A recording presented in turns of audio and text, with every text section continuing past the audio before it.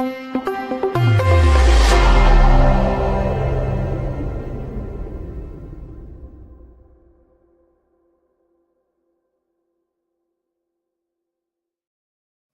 দর্শক, জানা অজানার অষ্টম পর্বে আপনাদেরকে স্বাগত জানাই। যথারীতি আমাদের সাথে রয়েছেন সাংবাদিক এবং বিশ্লেষক সাইফুল আহমেদ।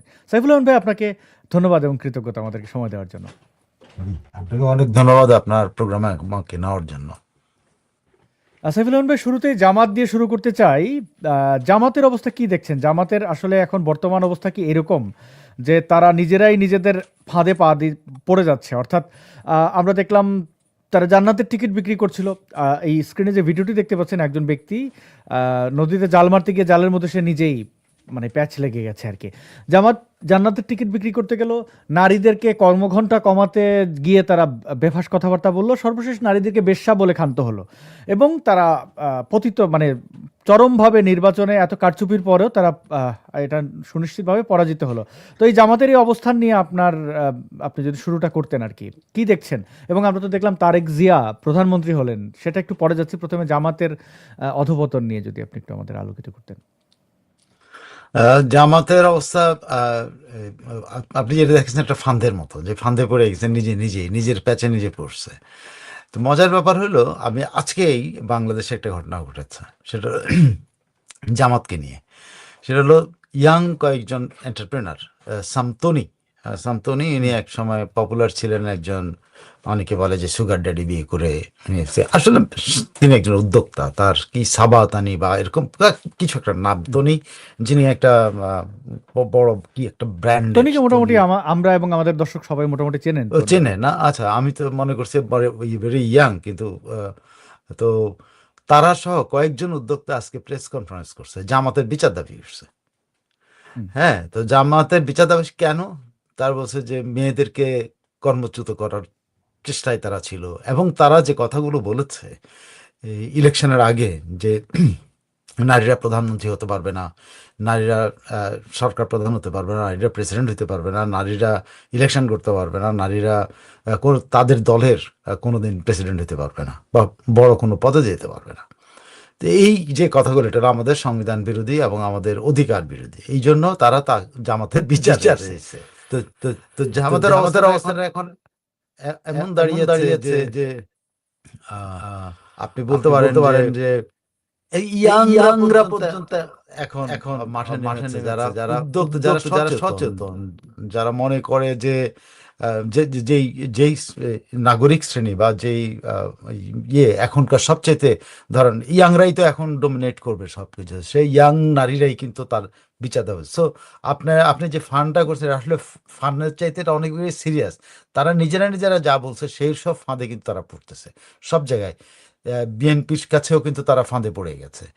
বিএনপির কাছে বিএনপি বুঝতেই দেয় নাই যে জামাতকে তারা এই পর্যায়ে নিয়ে এসে তাদের মইটা কেড়ে নেবে। বিএনপি এই সংবিধান সংস্কারের নামে শেষ মুহূর্তে বিএনপিকে একদম একা করে দিছে। তো জামাত এখন ঘুরে দাঁড়ানোর চেষ্টা করবে, এটা সত্য কথা, কিন্তু মাঠে ময়দানে আর ঘুরে দাঁড়ানোর বা মাঠে ময়দানে তারা আবার সেই ইউনূসের শেষ দিন পর্যন্ত যে মাস্তানি করছে, সেই মাস্তানি চলবে না। এখন মাস্তানি করতে গেলে মার খাবে। জি, অনেক ধন্যবাদ। আমরা দেখলাম যে তনির কথা বলছিলেন। তনি, নীলা ইসরাফিল, নাদিয়া ইসলাম, ওনারা অনেকদিন ধরেই অ্যাক্টিভিজম করছেন, শো করছেন এবং সেখানে জামাতের তীব্র সমালোচনা করেছেন, যেটা আসলেই উচিত। জামাতের মতো একটা মুনাফিক দল, তাদের সমালোচনা অবশ্যই দরকার। আমরা একটু জানতে চাই সাইফুল আহমেদ ভাই, তারেক জিয়া সম্পর্কে আপনার মতামত কি? তিনি প্রধানমন্ত্রী হিসেবে শপথ নিলেন এবং মন্ত্রিপরিষদ গঠন করলেন। সেই মন্ত্রীদেরও আবার মধ্যে কেউ বেফাস কথাবার্তা বলছেন, চাঁদাবাজির ব্যাপারটা একটা সফট বিষয়ে নিয়ে আসছেন। সেটা তার মন্ত্রীদের ব্যাপারে যাচ্ছি। তারেক জিয়ার প্রাথমিক বক্তব্য, আপনার মতামত কি সম্পর্কে? ওয়েল, প্রথমত হলে তো আপনার সময় দিতে হবে তাকে। সে মাত্র আসছে, তাকে তো আপনি অ্যাটলিস্ট 6 মাস সময় দিতে হবে তাকে দেখার জন্য, বোঝার জন্য, এই জন্য। কিন্তু কথা হচ্ছে যে তিনি তার প্রতিদিনের সাধারণত মর্নিং শোজ দ্য ডে, আমরা ছোটবেলা থেকে যে সকালবেলাটাই আমরা বুঝতে পারি যে আমার দিনটা কেমন যাবে, তারেক রহমানের সময়টা কেমন যাবে, যদি আপনি এই 1 দিন 2 দিনে আমরা বিবেচনা করি, তাহলে হয়তো ঠিক হবে না। কিন্তু তারপরও একটা জিনিস, সেটা হলো সাধারণত তার প্রথম বক্তৃতাটাকে একটা রেকর্ড হিসেবে ধরা হয় যে প্রধানমন্ত্রী হিসেবে তিনি যে বক্তৃতা করেছেন আসলে কি করবেন কি না করবেন। সাধারণতই আমাদের দেশেও বেশ কিছু বছর ধরে চালু আছে যে আমরা প্রথম 100 দিন কি করবো, প্রথম 150 দিন কি করবো, এগুলো থাকে। প্লাস তারেক রহমানের কাছে আরো একটা ইয়ে ছিল, মানুষের মানুষের অবশ্যই জানার ব্যাপার ছিল, যেমন আমার জানার ব্যাপার ছিল যে উনি আসলে উনি বলেছেন আই হ্যাভ এ প্ল্যান, তো ওনার প্ল্যানটা কি এটা আমার জানার খুব আগ্রহ ছিল। যা আমি ধারণা করতেছিলাম যে উনি আগেও বলেছেন আই হ্যাভ এ প্ল্যান, কিন্তু প্ল্যানটা কি উনি বলেন না। প্ল্যানের মধ্যে 2-3টা জিনিস উনি প্রকাশ করছেন, ফ্যামিলি কার্ড, কৃষক কার্ড, 10,000 টাকা পর্যন্ত কৃষি ঋণ মকুব করবেন, এইসব প্ল্যানের কথা বলছেন। কিন্তু আই হ্যাভ এ প্ল্যান যেটা উনি প্রথম দিনে এসে বলছিলেন মার্টিন লুথার কিং জুনিয়রের কথা বলে, উনি যেই প্ল্যানটা, সেই প্ল্যানটা আমরা আশা করেছিলাম যে ওনার প্রধানমন্ত্রী হিসেবে প্রথম শপথ নিয়ে তো উনি সাধারণত আসলে উনি কি করবেন, আমাদের জন্য কি করছেন, সাধারণ নাগরিকদের জন্য কি করছেন, ব্যবসায়ীদের জন্য কি করছেন, কৃষকের জন্য উনি শুধুমাত্র বলছেন হলো কৃষক কার্ড, মানে এই কৃষক কার্ডের ব্যাখ্যাটা কি, কৃষক কার্ডে বলা হয়েছে যে এই সুবিধা পাওয়া যায় ওই সুবিধা, কিন্তু স্পেসিফিক কি। তারপরে ধরেন ইয়ের জন্য শিল্প কলকারখানার জন্য উনি কি করতে, মানে এটা যে স্থবির হয়ে পড়েছে এই স্থবিরতা কাটানোর জন্য ওনার প্ল্যানটা কি, এই ব্যবসা বাণিজ্য যে স্থবির হয়ে আছে এইটা কাটানোর জন্য ওনার প্ল্যানটা কি, বিনিয়োগ যে স্থবির হয়ে আছে এটা কাটানোর জন্য ওনার প্ল্যানটা কি, ওনার আইন শৃঙ্খলা রক্ষা করার জন্য বা আইন শৃঙ্খলা পরিস্থিতি পূর্বের জায়গায় ফেরত নিয়ে আসার জন্য ওনার প্ল্যানটা কি। সোজা সাপটা কথা হলো একজন প্রধানমন্ত্রী যখন একটা 5 বছরের জন্য সময়ের জন্য আসেন, তিনি অবশ্যই তার প্ল্যানের কথা বলেন যে আমি এই করব।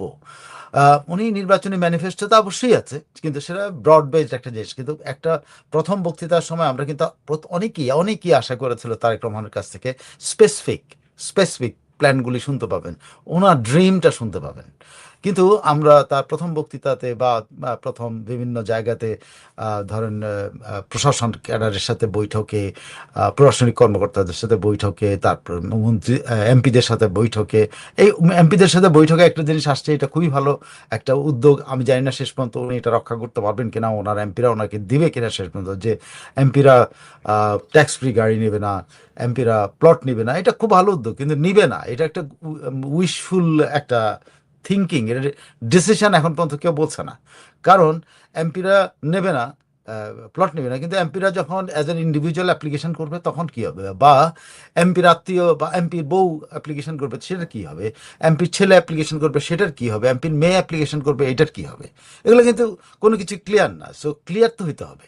ওনার উচিত ছিল এটা উইশফুল থিঙ্কিংটা উনি সামনে নিয়ে আসছেন। উনি কিন্তু দেশে এসে প্রথম দিনই উনি উইশফুল ইয়াটা দিয়েছেন, যে ওনার উইশটাকে উনি একটা প্ল্যান নিয়ে আসছেন, যে প্ল্যানটা উনি বাস্তবায়ন করবেন। তো আমরা এখন পর্যন্ত ওনার ইশতেহার ছাড়া এখন পর্যন্ত ওনার কোনো প্ল্যান আমি এখন পর্যন্ত দেখতে পাই না, এবং এটার জন্য আমি এখন অপেক্ষা করে আছি। নিশ্চয়ই ওনারা ওনাদের যে ঘোষিত 180 দিনের যে প্ল্যান, ওনারা আবার একটা 180 দিনের প্ল্যান করতেছেন, সেই 180 দিন ওনারা কী করবেন সেখানে হয়তো কিছুটা থাকবে। তো এটার জন্য অপেক্ষা করে, অবশ্য এই 180 দিনের প্ল্যানটাই তো ওনার আগে করা উচিত ছিল। এটা যদি ওনার সত্যি ডিজাইন করা থাকতো, ওনার যদি প্ল্যান করা ছিল, উনি যদি অর্গানাইজ থাকতেন, তাহলে তো মানে আপনি প্রথম বক্তৃতাতেই এইগুলো বলতে পারতেন। তার মানে উনি অর্গানাইজ না, উনি দলের থেকে একটু দূরে আছেন, বা দল তার পর্যন্ত পৌঁছাইতে পারতেছে না। দলের উইশটা কি, ওনার উইশটা কি, এটা মেলে না এখন পর্যন্ত। বা স্পেসিফিক উনি যেটা বলছেন ওনার প্ল্যান, সেই প্ল্যানটা আসলে ওনারা অর্গানাইজ প্ল্যান, উনি হয়তো এই প্ল্যানটা তৈরি করবেন, এই 180 দিনের প্ল্যানের মধ্যে দিয়ে উনি হয়তো আনবেন। সো সেটার জন্য আমরা ওয়েট করি। কিন্তু আমি টোটাল ইয়াতে বলতে পারি একজনকে সময় দিতেই হবে, but at the same time আমি তার প্রথম বক্তৃতায় বা প্রথম কাজকর্মের অনেকগুলো উদাহরণ তৈরি করতেছেন, সেগুলো খুব ভালো। যেমন ধরেন উনি জ্যামের মধ্যে দাঁড়িয়ে থাকতেছেন, হ্যাঁ, মানে সিগন্যালের মধ্যে দাঁড়িয়ে থাকতেছেন, উনি সিগন্যাল ভেঙে যাচ্ছেন না। উনি আরেকটা বলা হয় যে উনি ওনার নিজের গাড়ি, এটা কিন্তু শেখ হাসিনাও কিন্তু নিজের গাড়িতে চলতেন। সো এইটা কিন্তু নতুন কিছু না। শেখ হাসিনা যে গাড়িতে চলতেন, এটা উনি যখন আওয়ামী লীগ নেত্রী ছিলেন তখনও একই গাড়িতেই চলতেন, সেই বুলেট প্রুফ সেই মার্সিডিজ গাড়ি। মানে নতুন তো বোতলে পুরনো মদ। হ্যাঁ, না, ওগুলো বলছেন। এখন দেখা যান সামনে আমরা ওনাকে সময় দেওয়া উচিত। এবং একজন প্রধানমন্ত্রী মাত্র দায়িত্ব নিয়েছেন, অনেক কিছুই তার মাথার মধ্যে আছে, অনেক কিছুই উনি কিন্তু অর্গানাইজ হয়তো করতে পারেন না, সেরকম সেক্রেটারিয়েট এখন পর্যন্ত তৈরি হয় নাই। এটা জি একটা একটা জিনিস আমি আপনার কাছে করতে হবে, যে প্রথম যে বক্তৃতা দিচ্ছেন, এই বক্তৃতাটা পড়ার পরে আগা টু মাথা পর্যন্ত পড়ার পরে আমার কাছে মনে হচ্ছে এটা কোনো স্ক্রিপ্ট রাইটারের বক্তৃতা, এটা ওনার বক্তৃতা না। এটা মনে হচ্ছে যে আগের প্রধানমন্ত্রীর স্ক্রিপ্ট রাইটারের বক্তৃতা লেখা হইতে পারে, অথবা অন্য কোনো স্ক্রিপ্ট রাইটার আর কি, যিনি যে স্ক্রিপ্টটা রাইট রাইট করেন, কিন্তু সেই স্ক্রিপ্টটা যে তার মতো করে করা উচিত ছিল, তার ভাষায় যে, যেমন ইউনুসেরটা কিন্তু এই দিক দিয়ে খুবই পারঙ্গম ছিল। ইউনুসের লোকরা কিন্তু একটা স্ক্রিপ্ট ঠিকই লেখে, কিন্তু ইউনুস তার ভাষাগুলো কিন্তু ব্যবহার করতো, খেয়াল করে তার কলিকুলার ল্যাঙ্গুয়েজগুলো ব্যবহার করতো, তার হুম হুম হুম খেলো খেলো হাসিটা দেখাতো, খেলো ইয়াটা দেখাতো, খেলো শব্দগুলি ব্যবহার করতো, লোকাল ল্যাঙ্গুয়েজ ব্যবহার করতো, মানে তার চাট গেয়া ভাষাও কিন্তু মাঝে মধ্যে ব্যবহার করবে, মানে ইয়াগুলো ফ্রেজগুলোতে। তারেক রহমান এখানে একেবারে স্টিফ, মানে কঠিন একটা কঠিন বক্তৃতা দিচ্ছেন, যে বক্তৃতার মনে হয়েছে আসাদনুর সাইফুল আমিনের জন্য লেখা দিচ্ছে। আসাদনুর সাইফুল আমিনকে লেখা দিচ্ছে, কিন্তু সাইফুল আমিন আবার তার মতো করে করছে, এটা তার মতো করে সাজাইছে, এটা হয় নাই আর কি। লিখে তো কেউ না কেউ দেবেই, এটা সত্য। উনি হয়তো সাবজেক্টগুলো দিচ্ছেন, স্ক্রিপ্ট রাইটার লেখা দিচ্ছেন, কিন্তু সেটা উনি পড়ে দিচ্ছেন, দ্যাটস অল। মানে এটা বক্তব্যটা ওনার মনের প্রাণবন্ত ছিল না। মনের বিষয় ছিল বলে মনে হয় না। হুম। হ্যাঁ, এটা তার ভিডিও দেখে মনে হচ্ছিল যে তিনি আমরা ছোটবেলায় যখন গরু রচনা লেখার বদলে বলতে বললে টিচার যেভাবে যা যা মুখস্থ করেছিলাম, বা কোনো একটা প্যারাগ্রাফ। যাই হোক, এখন আমরা একটু তার মন্ত্রী পরিষদের দিকে যাই। সড়ক মন্ত্রী রবিউল আলম তিনি বলেছেন সম্প্রতি যে চাঁদা নয় সমঝোতা। ব্যাপারটা এরকম যে আমি যৌতুক চাই না, কিন্তু আপনার মেয়েকে ভালো রাখার জন্য যদি কিছু দেন, মানে স- মানে কিছু দিলে ভালো থাকবে আর কি। চাঁদা সমঝোতা মানে, তো এই চাঁদার ব্যাপারে শুরুতেই চাঁদা নিয়ে, চাঁদাবাজি নিয়ে বিএনপির ব্যাপক দুর্নাম রয়েছে। তো এই চাঁদা নিয়ে তাদের এই সমঝোতার ব্যাপারটা একটু বুঝিয়ে বলবেন। মন্ত্রীরা প্রথমেই যদি এরকম বিতর্কিত কথাবার্তা বলেন, মানুষ হাসাহাসি এখনই শুরু করেছে, ঘটনা হতে না হতেই। আপনার মতামত এই বিষয়ে যদি কিছু থাকে, এবং এরপর এটা যদি একটু একটু বলতেন। পররাষ্ট্রমন্ত্রী বলেছেন যে আর মব হবে না। সালাউদ্দিন সাহেব, স্বরাষ্ট্রমন্ত্রী, ওটা উচিত। স্বরাষ্ট্রমন্ত্রী জি, সালাউদ্দিন জি। আহ, আমার কাছে মনে হয়েছে রবিউল সাহেব উনি ইয়ে হয়ে গেছেন, মানে ওভার এক্সাইটেড। উনি হয়তো রাতে ঘুমটুম হয়নি আর কি, যে মন্ত্রী হইতেছেন এই জন্য ওভার এক্সাইটেড, এবং উনি কল্পনা করেন নাই হয়তো যে উনি মন্ত্রী হবেন। উনি মানে ওনার ভাবনার মধ্যে ছিল না, ওনার প্ল্যানের মধ্যে ছিল না, যে কারণে উনি যেটাকে প্র্যাকটিক্যালি যেভাবে দেখেন, যেভাবে উনি বিবেচনা করেন, যেভাবে উনি চাঁদাবাজি করেন, হ্যাঁ করতেন আর কি। আহ, মানে ওইটা ওইটা ওইটা মাথার মধ্যে আছে, কারণ ওই ব্যাখ্যাগুলি তো দিতেন না। যখন কেউ বলতো হ্যাঁ আপনারা কেন চাঁদা উঠান, বলতাম আমরা কি চাঁদা উঠাই নাকি, আমরা তো সমঝোতা করি, টাকা নেই। আর মানে যখন ক্ষমতায় না থাকে, সে যখন চাঁদাবাজি করে, তখন চাঁদাবাজিটাকে সে কিভাবে ব্যাখ্যা দেয়? ব্যাখ্যা তো পাবলিক আমার দেয়, আমি কি পাবলিকের চাপ দিয়ে নিতেছি নাকি? আমার লোকরা যায় তার কাছে দিয়ে দেয়, এটা তো আমি এটা তারা মনে করতেছে আমারে দিলে তাদের উপকার হবে, এই জন্য দেয়। এগুলোই কিন্তু ওই যখন ক্ষমতায় থাকে না তখন নেতাদের কথা হয়। এখন সেই ওবায়দুল কাদেরের কথাটা ঘড়ি নিয়ে বিতর্কের সময় তিনি বলেছিলেন যে মানুষ আমারে গিফট দেয়, আমি কিনতাম। গিভ কি করবে, কি করবে এখন? এই যে দেখেন, এখন এই ভদ্রলোক ওভারনাইট অল অফ সাডেন মন্ত্রী হয়ে গেছে। সে হয়তো কল্পনা করে নাই যে আমি মন্ত্রী হতে পারি এবং আমার কথাবার্তা কি হতে পারে। এখন সে তার ওই যে মাঠে থাকা অবস্থায়, ময়দানে থাকা অবস্থায় যখন চাঁদাবাজি করছে, চাঁদাবাজির পক্ষে যে যুক্তিগুলো আছে সেগুলো তার মুখ দিয়ে বেরিয়ে গেছে। তো আমার মনে হয় বিএনপি যে অভিযোগের সবচেয়ে বেশি অভিযুক্ত, সেটাকেই কেন সেটাই কেন একেবারে বিএনপির একদম প্রথম দিন তাদের কপালের মধ্যে তিলক হয়ে আসলো, যে চাঁদাবাজি, যে চাঁদাবাজিকে ওরা নর্মালাইজ করতে চাচ্ছে। এটা অদ্ভুত ব্যাপার হয়ে দাঁড়ালো না, যে এই চাঁদাবাজির অভিযোগই কিন্তু হাওয়া ভবনের বিরুদ্ধে ছিল। এই চাঁদাবাজির কথা বলি কিন্তু তারেক রহমানকে অনেক মানে মানে কি বলছে এটাকে ঘামিয়েছে। তাকে এইটা থেকে বের হওয়ার জন্য অনেক ঘর্মাক্ত হয়েছে, অনেক কিছু তাকে করতে হয়েছে। তাও এখান থেকে উনি বেরোতে পারছেন বলে আমার মনে হয় না। কিন্তু এখন কি দাঁড়ালো? এখন দাঁড়ালো ওনার মন্ত্রী দাঁড়ায় আবার সেই চাঁদাবাজির পক্ষে কথা বলতেছেন। তাহলে মানুষ কি বিশ্বাস করবো, আমি কি বিশ্বাস করবো? আমার মনেই হবে না যে তারেক রহমান এই চাঁদাবাজদেরকে প্রশ্রয় দিচ্ছেন। উনি চাঁদাবাজি না করলেও মনে হবে না যে রবিউলরা এখন বৈধ পথে চাঁদাবাজ, যেটা মানুষ এমনি এমনি দেবে সেটা বৈধ। তো এরকম বৈধ তো মানুষ অনেকেই দিবে, আপনার ঘুষ দিতে আসবে, সেটা তো বৈধ। চাঁদাবাজি বাদ দেন, আপনি আসবে, আসাদ ভাই আমার একটু এই কাজটা করে দিবেন, আপনি আমার থেকে এটা নেন, তা না এটা তো বৈধ, তা নাকি? নাকি অবৈধ? অবৈধ তো হবে না ওনার বক্তব্য অনুযায়ী, কিন্তু ব্যাপারটা তো অবৈধ। যে রাইট। আমি একটা একটা ইয়ে দেওয়ার জন্য আপনাকে ঘুষ দিচ্ছি, যে আমার এই কাজটা করে দিলে আমি তোমাকে এই দিব, এটা তো ঘুষ। তো এই ঘুষ এবং চাঁদা আর ঘুষের মধ্যে যদি এখন একজন বাণিজ্য মন্ত্রী, উনি বাণিজ্য নাকি সড়ক বাণিজ্য মন্ত্রী বোধ হয় না, ইনি ইনি আবার কি জানেন তো, ইনি কিন্তু একসময় চেম্বারের প্রেসিডেন্টও ছিল। তার মানে তারা এই চাঁদাবাজিতে অভ্যস্ত। না হ্যাঁ, হ্যাঁ, তাই না? বাণিজ্য উনি মন্ত্রী সড়ক না? সড়ক সড়ক মন্ত্রী সড়ক মন্ত্রী, আচ্ছা, না বাণিজ্য মন্ত্রী। রবিউল রবিউল আলম। আচ্ছা আচ্ছা, আমি এক্স্যাক্টলি সড়ক মন্ত্রী না? হুম।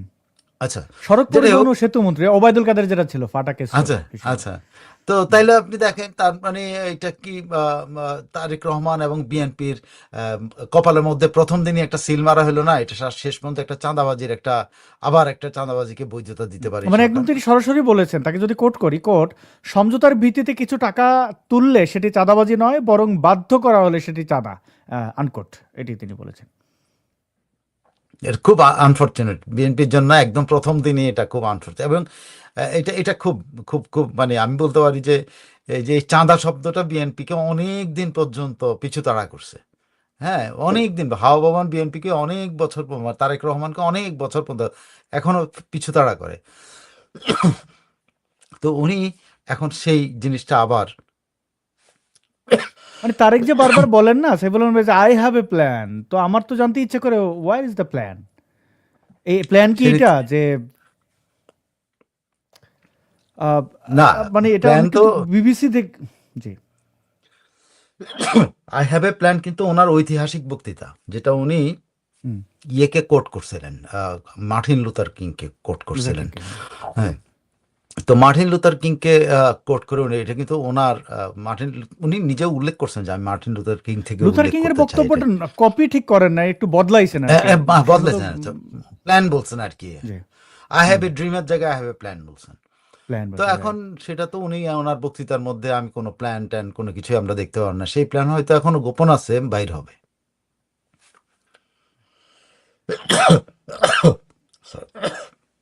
জি, অনেক ধন্যবাদ সাইফুল আলম ভাই। আমরা একটু ইউনুসের দিকে একটু ফিরি। তারেক জিয়া এবং তার মন্ত্রী তো দেখলাম, কত কিছুতে দেখলাম। এখন একটু আমরা দেখি ইউনুসের, আম, আমি একটু আনছি স্ক্রিনে একটা ইয়ে যদি দেখাই। আম, আমাদের পরিচিত একজন সাংবাদিক তিনি এটি লিখেছেন। আম, আমি চেষ্টা করছি একটু ভালোভাবে দেখানোর। ওকে, হ্যাঁ, মঞ্জুরুল আলম পান্না তিনি বলছেন ৫৫ বছরের ইতিহাসে এই মাটি মানুষ মুক্তিযুদ্ধের প্রধানতম শত্রু এই ব্যক্তি। ৫৫ বছরের ইতিহাসে এই মাটি মানুষ মুক্তিযুদ্ধের প্রধানতম শত্রু এই ব্যক্তি। স্বাধীনতা পরবর্তী সময়ে দেশের সবচেয়ে বড় বিশ্বাসঘাতক, সবচেয়ে বড় রাজাকার, লুটেরা হিসেবে পাঠ্যপুস্তকে ডক্টর ইউনূসের নাম অন্তর্ভুক্তির দাবি করছি। পুরো বিশ্বের পুরো বিশ্বের সামনে তার মুখোশ উন্মোচনের দায় আমাদের সবার। যদি কিছু রাজাকার যদিও কিছু রাজাকার শাবকের কাছে তার জুড়ি মেলা ভার, লোকটারা কেউ থামান। আচ্ছা, এই যে তার ব্যাপারে অনেক কথা আমরা অনেক সময় বলেছি, মজা করে বলেছি, পালিয়েছে, অর্থাৎ ক্ষমতা সে ছাড়বে না, এটা আমরা তাকে যারা চিনি জানি যে সে কোনো কিছু ছাড়ে না, মানে কিছু পাইলে আর সেটা ছাড়ে না। এমনকি নির্লজ্জভাবে তার কর মওকুফ এবং তার মানে বিশেষ সহকারীকে পাঠিয়ে দেওয়া, দুর্নীতিগ্রস্ত অন্যান্য ব্যক্তিদেরকে সেভ করা, এমনকি এই সো কল্ড ইলেকশনে নাহিদ সহ কয়েকজনকে ফোন করে করে মন্ত্রী মানে এমপি বানানো, এইসব কাজ সে করেছে। ইউনূস আসলে এখন কোথায় আছে? ও কি প্রেসিডেন্ট হওয়ার কোনো সম্ভাবনা দেখতে পান? এই প্রশ্নটা অনেকেরই। তারেক জিয়ার এই যে রজার রহমান বা খলিলুরকে মন্ত্রী বানানোর পর থেকে এই প্রশ্নটা তুলছে, তাহলে কি ইউনূসকে প্রেসিডেন্ট বানিয়ে ফেলতে পারে? ওয়েল, বাংলাদেশে তো ধরেন কি বলে, আশ্চর্যজনক ঘটনাগুলোই সবচেয়ে বেশি ঘটে, তাই না? বাংলাদেশে যেটা ঘটার কথা না সেটাই তো ঘটে। বাংলাদেশে ৩.৫ বছরে কেউ ভাবছে বাঙালি, যে বাঙালি, বীর বাঙালি বঙ্গবন্ধুকে বঙ্গবন্ধু উপাধি দিচ্ছে ৪ বছর আগে, ৬৯, মানে ৫ বছর আগে। সেই বঙ্গবন্ধু উপাধি দেয় যাকে দেওয়া হয়েছে, যার একটা অঙ্গুলি হলো না দেশ স্বাধীন হয়েছে, বাংলাদেশে কিন্তু সেই জাতির পিতাকে হত্যা করা হয়েছে, হয় নাই? বাংলাদেশে কিন্তু হুম, এই ঘটনাগুলো ঘটেছে। এবং জাতির পিতা হত্যার ২-৩ বছরের মাথায় তো খুব সম্ভবত ২-১ বছরের মাথায় তো রাজাকাররা, ১ বছরের মাথায় রাজাকাররা ইয়েতে চলুন, ১ বছর কি, জিয়া রহমানের গভর্নমেন্টের প্রথম থেকেই তো শাহ আজিজ থেকে শুরু করে মশিউর রহমানরা সবাই তো আসছে, তাই না? তো হুম। এর মধ্যে এই যারা বাংলাদেশে বিরোধিতা করছে তারা আসছে, তো বাংলাদেশে আশ্চর্যজনক হওয়ার আমি কোনো কিছু, গোলাম আজম বাংলাদেশে ফেরত চলে আসছে। গোলাম আজম শুধু আসে নাই, বাংলাদেশের নাগরিকত্ব পেয়েছে। গোলাম আজম শুধু আসে নাই, জামাতে ইসলামীর প্রেসিডেন্ট হয়েছে। গোলাম আজম শুধু আসে নাই, গোলাম আজম বাংলাদেশে পলিটিক্স নিয়ে প্লে করেছে, এবং সেই দলটি এখন পর্যন্ত প্লে করে। সো বাংলাদেশে বুঝছেন সব আশ্চর্যের দেশ। এখানে আপনি আপনি আজকে খুবই ধরেন আসাদ আপনাকে অনেকেই ভালোবাসে, কিন্তু এই যারা ভালোবাসে আপনি আশ্চর্য হয়ে দেখবেন যে তার মধ্যে হঠাৎ করে অল অফ এ সাডেন একদিন আপনাকে অল অফ এ সাডেন অন্য কারো দ্বারা প্রভাবিত হয়ে 80% লোক আপনাকে ঘৃণা করা শুরু করে দিল। এই আশ্চর্যের দেশে যেখানে ঋতু বদলায় 6 বার কিন্তু মানুষের মন বদলায় হলো 12 বার, মানে প্রত্যেক মাসে পারলে প্রত্যেক দিন বদলায়। তো সেই দেশে আপনি সব আশ্চর্য দেশে অনেক কিছু হইতে পারে, ইউনুসও হইতে পারে, কিন্তু আমি কোনো ইকুয়েশনে এটা দেখি না, কোনো অঙ্কে ইউনুসের প্রেসিডেন্ট হওয়ার পথ আমি দেখি না। কারণ ইউনুস এখন আন্তর্জাতিক একটা বার্ডেন। তারেক রহমান কেন একটা বার্ডেন নেবেন? এক নাম্বার, এটা আন্তর্জাতিক বার্ডেন। পৃথিবীর কোনো এই লোকটা যে বিদায় নেওয়ার পরে আপনি তার এত ওয়েলউশার, কেউ কি তার সম্পর্কে একটা লাইন তারা ব্যাক করার জন্য বলছে? বলছে আমরা যে শপথের অনুষ্ঠানে দেখলাম হ্যাঁ, কাউকেই পাত্তা দিচ্ছে না কেউ, এমনকি আসিফ না নজরুলের কেউ পাত্তা দিচ্ছে না, পুলিশ না না ধাক্কা কেউ দিয়ে কাউকে, ফেলে দিচ্ছে। হ্যাঁ কেউ কাউকে পাতে আর এই রেজানা চৌধুরী, রেজানা হাসান, সে মানুষ সবার দিকে তাকায় তাকায় হাসার চেষ্টা করতেছে, কিন্তু কেউ তার দিকে তাকায় না। তো এইটা ইউনুসের ক্ষেত্রে আপনি তৌহিদ হোসেন গাড়ি পায় না, তার গাড়ি ছিল না, তার গাড়ি ড্রাইভারের খুঁজে পায় না, সে দাঁড়ায় আছে। হ্যাঁ, তারপর আপনি ফোন ধরেন টিপছিল, তাকে ধাক্কা মেরে পেছন দিক থেকে মানুষ চলে যাচ্ছে। হ্যাঁ চলে গেছে। তারপর আপনার এই কি মানে যে স্বরাষ্ট্র উপদেষ্টা, তার অফিসিয়াল গাড়ি, তার ড্রাইভার তারা ছেড়ে চলে গেছে, তার গানম্যান তারা ছেড়ে চলে গেছে। সো এই যে হ্যাপেন, কিন্তু কথা হচ্ছে এইটাই এই দেশ। এখানে বাংলাদেশের মানুষের মন বদলায়, বাংলাদেশের মানুষদের তার আগে কিন্তু আপনি হাসতেছেন। তো এটা এমন একটা দেশ, এটা অদ্ভুত। ইয়া একজন কবি লিখছেন, অদ্ভুত উটের পিঠে চলছে স্বদেশ। এটা হলো এই স্বদেশ আমাদের অদ্ভুত উটের পিঠে চলে, যে কখন কে কার সাথে কি করবেন না করেন না। এখন এইটা আশ্চর্য ব্যাপার হবে না যে তারেক রহমান তাকে আবার মাঝে, কিন্তু বিশ্বে কোথাও ইভেন আপনি তার ক্ষমতাচ্যুতের আজকে তো 4 বছর 4 দিন হয়ে গেল বা 5 দিন হয়ে গেল, তাই না? আপনি কাউকে তার নামটা উচ্চারণ করতে দেখছেন কোনো ভালো কথা বলে গালি দেওয়া ছাড়া? আদার দেন কি ওই যে রাজাকার শাবকদের কিছু সামান্য দু একটা স্তুতি ছাড়া তারা নিয়ে একটা লাইন কে বলতেছে গালি দেওয়া ছাড়া? তো এই লোককে, এটা একটা বার্ডেন হয়ে গেছে, এটা বাংলাদেশের বার্ডেন, এটা আন্তর্জাতিক বার্ডেন, এবং নোবেল কমিটির বার্ডেন। এখন পৃথিবীর যে প্রান্তে যাবে তার বন্ধুদের সাথে যখন দেখা করবে না, বন্ধুরা কিন্তু ওপেন ডোরে তার সাথে দেখা করবে না, ওপেন স্পেসে দেখা করবে না, তার গোপন স্পেসে দেখা করবে। কারণ ওর সাথে দেখা করলে হাত মেলার, ও তো আবার সারা দুনিয়াতে প্রচার শুরু করে দেয়, তখন তো ও পৌঁছে যাবে। এখন যদি মেলোনির সাথে দেখা হয়, মেলোনি আর আগের মতো তার দিকে হাসা কথা বলবে না, অ্যাটলিস্ট ক্যামেরার সামনে। কারণ এই ছবিটা যখন ইটালিতে যাবে, ইটালির লোক বলবে, আরে এই মেলোনি আমরা এত ভালোবাসি, সে এই বদমাসটার সাথে হাত মেলাইছে। সো তার ফ্রান্সে যাবেন, দেখবেন যে তার আর আগের সেই প্রতিপত্তি নাই, কেউ তার সাথে প্রকাশ্যে হাত মিলাইতে আসবে না। তার সে আগে স্পেন, যে স্পেনে গেলে তাকে রাজপরিবার তাকে আদর যত্ন করে খাওয়ায়, হ্যাঁ, সে রাজপরিবারে তার কোনো জায়গা হবে না। তো একে কেন তারেক রহমান, যাকে বাংলাদেশের কেউ সবাই এখন ভার্ডেন মনে করে, যার শাস্তি দাবি করছে, তা এমনও আমি একটা টকশোতে দেখছি, একজন টকশোর উনি বলতেছেন যে মানে সে খুব উনি উচ্চস্বরে বলছেন, উনি সরকারের কাছে আবেদন জানাচ্ছে এই জন্য এয়ারপোর্ট পর্যন্ত যেতে না পারে, আমরা তার বিচার দেখতে চাই। টক শোতে, যেখানে হ্যাঁ, টক শোতে এরকম করে কথা বলা খুব সিরিয়াস একটা মানে এই ধরনের করা মানে মানে অ্যাগ্রেসিভ করা খুব অস্বাভাবিক ঘটনা, কিন্তু সেখানে সে একেবারে উত্তেজিত হয়ে অলমোস্ট দাঁড়ায় যায়, সে দাবি জানাচ্ছে যে এ যেন এয়ারপোর্ট পর্যন্ত যেতে না পারে, এর এই বাংলাদেশে বিচার করতে হবে। এখন এরকম একটা লোক যার টক শোতে বিচারের জন্য টক শোতে দাবি উঠে, তো তাকে তারেক রহমান প্রেসিডেন্ট করবে? করলে ওই যে বললাম, আমাদের এই কোন 12 ঋতুর দেশ, 6 ঋতু যদি করে, কিন্তু আমরা তো আসলে 12 ঋতু, প্রতি মুহূর্তে চেঞ্জ হয়। সেক্ষেত্রে যদি করতে পারে, but he is a burden. এই বার্ডেন কাঁধে কেন নিবে? right.